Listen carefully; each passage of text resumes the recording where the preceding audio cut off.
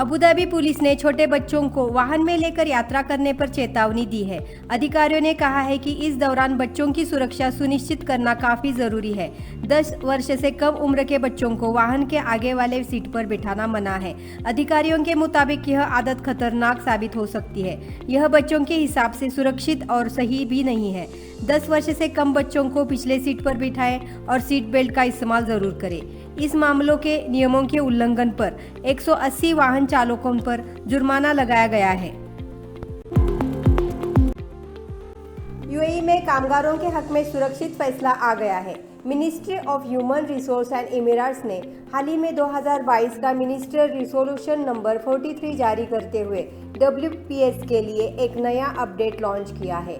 UAE के सभी कर्मचारियों को अब हर महीने की 15 तारीख तक सैलरी सिक्योरिटी माध्यम से यानी WPS से उनका वेतन दिया जाएगा। मानव संसाधन और अमीरात मंत्रालय के मंत्री डॉक्टर अब्दुल रहमान बिन अब्दुल मनन अलवार ने पिछले सप्ताह एक मंत्री स्तरीय प्रस्ताव जारी किया, जिसमें उन कंपनियों के खिलाफ एडमिनिस्ट्रेटिव प्रोसीजर थी जो समय पर कर्मचारियों को वेतन नहीं देते हैं।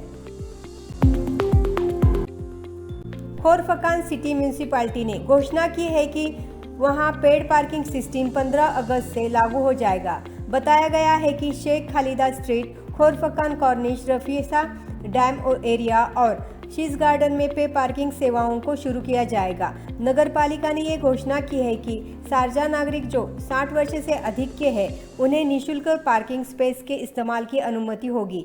फ्री सेवा के लिए emirate ID, vehicle ownership proof और रजिस्ट्रेशन डिटेल्स की जानकारी जरूरी है। भारत के अलग अलग शहरों से संयुक्त अरब अमीरात के लिए एयर ट्रैवल कुछ दिनों में थोड़ी महंगी होने वाली है, क्योंकि लोग समर वेकेशन का लुत्फ उठाकर वापस अपने घर जाने वाले हैं। टिकट की डिमांड बढ़ने वाली है। मिली जानकारी के अनुसार एयरफेयर्स ने 45 से 50वीं सदी बढ़ोतरी होगी। कोची, कोझिकोड और चेन्नई, बेंगलुरु से एयर ट्रैवल का किराया बढ़ने की उम्मीद है। केरल और मुंबई से वन वे टिकट का दाम जो 1200 दिरहम है वो 15 अगस्त के बाद 1300 दिरहम से 1900 दिरहम तक होने की संभावना है। इसके अलावा कई लोग 2 सालों से कोरोना महामारी के कारण घर नहीं गए थे। ऐसे लोग भी यात्रा की प्लानिंग कर रहे हैं और यात्रियों की संख्या में इससे बढ़ोतरी होने की उम्मीद जताई जा रही है।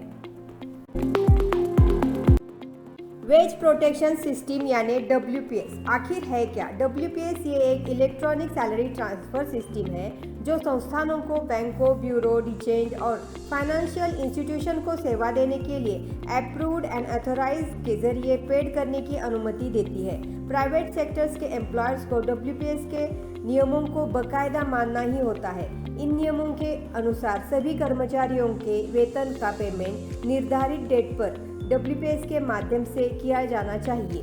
यदि महीने के 15 तारीख तक सैलरी ट्रांसफर नहीं किया जाता है तो कंपनी को अगले महीने के 17 तारीख तक सिस्टम से ब्लॉक किया जाएगा। WPS के माध्यम से नए एम्प्लॉयर्स के वेतन को स्थलांतरित करने के लिए एम्प्लॉयर्स के पास 30 दिनों की छूट अवधि होगी। पाकिस्तान के सेना प्रमुख जनरल कमर जावेद बाजवा ने नकदी से जूझ रहे अपने देश के लिए वित्तीय सहायता सुनिश्चित करने के अपने प्रयासों के तहत सऊदी अरब और UAE से संपर्क किया। मीडिया रिपोर्ट से यह जानकारी सामने आई कि इससे कुछ दिन पहले जनरल बाजवा ने अंतर्राष्ट्रीय मुद्रा कोष यानी इंटरनेशनल मॉनिटरी फंड से 1.7 अरब डॉलर का महत्वपूर्ण राहत पैकेज दिलाने के लिए अमेरिका से मदद मांगी थी। पाकिस्तान के दैनिक समाचार द एक्सप्रेस ट्रिब्यूट की रिपोर्ट के मुताबिक जैसा कि IMF के कार्यकारी रिपोर्ट की इस महीने के अंत में बैठक होने वाली है, जिसमें पाकिस्तान के लिए औपचारिक रूप से 1.2 अमेरिकी डॉलर की राशि की अगली किस्त को मंजूरी दी जाएगी। IMF चाहता है कि फाइनेंशियल हेल्प के लिए पाकिस्तान अपने मित्र देशों की प्रतिबद्धता सुनिश्चित करे। ऐसा माना जाता है कि IMF ने पाकिस्तान से कहा है कि वह इस बात की पुख्ता गारंटी दे कि उसके दोस्त उसकी बाहरी ज़रूरतों के लिए 4 अरब डॉलर मुहैया कराएंगे।